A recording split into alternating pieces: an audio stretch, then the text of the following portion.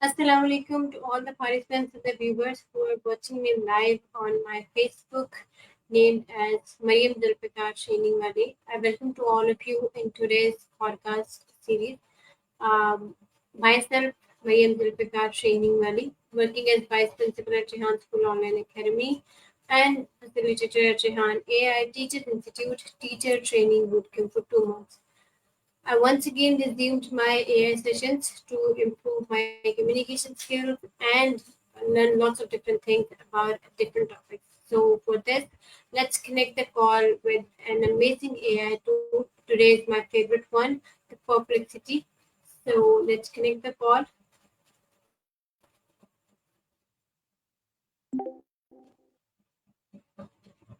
Hello, Perplexity. Can you hear me?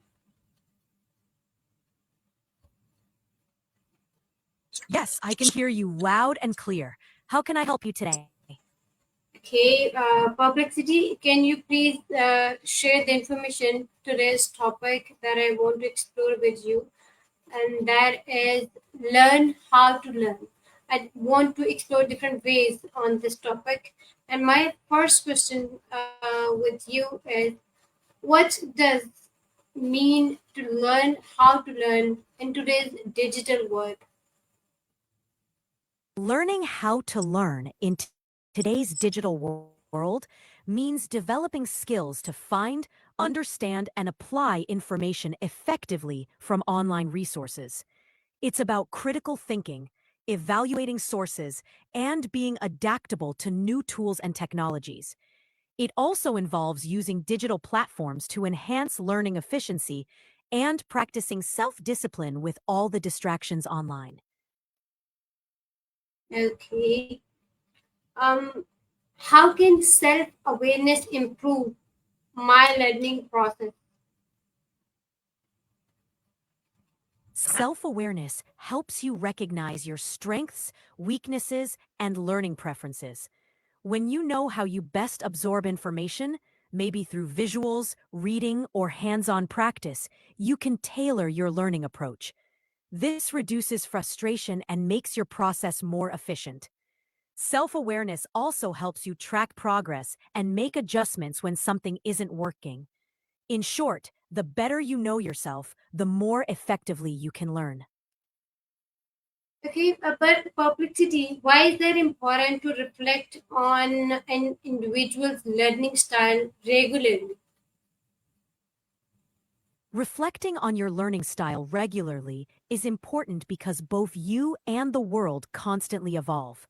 Your goals, challenges, and available tools change over time. By regularly reflecting, you can identify what's working or not and adjust your strategies. This helps you stay efficient, motivated, and better equipped to handle new challenges in your learning journey. Okay, you share lots of different AI tools, and that this digital world is using lots of digital tools. So, how can digital tools and AI help to understand your learning patterns and the styles better? Digital tools and AI can track your learning habits, like how long you spend on certain topics, which types of content you engage with most, and where you struggle or excel. They can analyze this data to offer personalized recommendations or learning paths.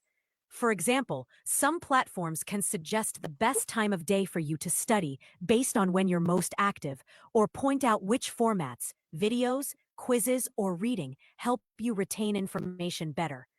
This kind of feedback can make your learning process much more efficient and tailored to your unique style. And what role does curiosity play in developing lifelong learning habits?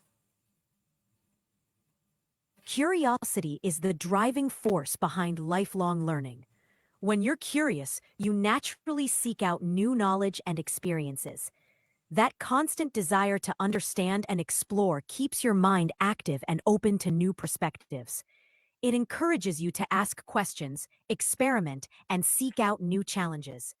Over time, curiosity helps build resilience and adaptability, making it easier to stay motivated and engaged with learning throughout your life, even as circumstances change. Okay. What role you think that this curiosity can play to improve or learn how to learn different styles? Absolutely. Curiosity pushes you to explore different learning methods and tools because you're not just satisfied with surface level understanding. This drive to experiment and refine how you learn helps you discover what works best for you. Over time, by staying curious, you build a deeper understanding of how you learn best in different situations, ultimately improving your ability to pick up new skills more efficiently. And what strategies can you use to turn mistakes into learning opportunities? One great strategy is to reflect on mistakes immediately after they happen. Ask yourself what went wrong and why. By analyzing the situation, you can identify the gaps in your knowledge or approach. Another method is to reframe mistakes as feedback rather than failures. This mindset shift will help you stay positive and curious. Finally, actively apply what you've learned from the mistake the next time you encounter a similar situation. This way, mistakes become a natural part of your learning process, helping you grow and improve. How can mind mapping or journaling boost our understanding and the memory? Yes, both mind mapping and journaling can really enhance understanding and memory. Mind mapping helps by visually organizing concepts and showing how they connect. This makes it easier for your brain to process and recall information. Journaling, on the other hand, helps you reflect on what you've learned in your own words, which deepens comprehension and reinforces memory. Together, they act like mental workouts, helping you retain information, see patterns, and make connections that ultimately improve your overall learning process. Okay, and now Perplexity, please suggest me some ways. How can I create my own personalized learning routine as I'm very busy from 8 a.m. till 2 p.m. according to Pakistan time for conducting my different classes as I'm working remotely under the organization of Rehan Foundation, which is Karachi based. So I have to work with them remotely, but I really want to work on my learning process because I think my growth and my learning is stopped. So, which kind of the thing you actually refer to me? I need to improve on day to day if I want to learn lots of different things. Since you're busy from 8 a.m. to 2 p.m., no worries. Since you're busy from 8 a.m. to 2 p.m., I'd recommend carving out small, focused blocks of time either before or after that window. Start with something manageable, like 30 minutes each day, and dedicate it to a specific learning goal, whether it's reading, watching tutorials, or practicing a skill. Also, try using your breaks or low energy moments for lighter activities, like listening to a podcast or summarizing what you've learned. The key is consistency and keeping your goals realistic, so it fits into your schedule without overwhelming you. Over time, you can adjust the routine as you figure out what works best for your energy levels and interests. Okay, and in what ways can teaching others what I learn enhance my own retention? Teaching others is a powerful way to reinforce your own learning. When you explain something, you have to break it down into simple, clear concepts, which deepens your understanding. It also helps you identify gaps in your knowledge, pushing you to fill them. Plus, teaching often involves real-time questions that force you to engage more deeply with the material. This process of active recall and explanation solidifies your memory and improves long-term retention. Okay, but how can goal setting and micro planning improve anyone's ability to learn effectively? Goal setting gives you a clear target to work toward, which helps you stay motivated and focused. When you know what you're aiming for, it's easier to prioritize tasks and measure your progress. Microplanning, on the other hand, breaks those big goals into smaller, manageable steps. This reduces overwhelm and helps you stay on track day by day. Together, they create a structure that makes learning more efficient, organized, and easier to stick with long term. Okay, why is it important to balance screen time with deep, focused study or learning time? Balancing speed with deep focus is important because each one serves a different purpose. Speed helps you cover more ground and get exposed to a variety of topics quickly, which can keep learning fresh and engaging. But deep focus ensures you truly understand and retain what you're learning. Without deep focus, information might not stick, and without speed, you might feel stuck or bored. The balance helps you stay efficient while still gaining meaningful, long-lasting knowledge. Okay, how can watching TED Talks or online tutorials help in developing learning how to learn skills? Watching TED Talks or online tutorials can improve your learning how to learn skills by exposing you to new ideas, techniques, and perspectives on learning itself. These resources often feature experts sharing practical tips, mindsets, and strategies that you can apply to your own learning journey.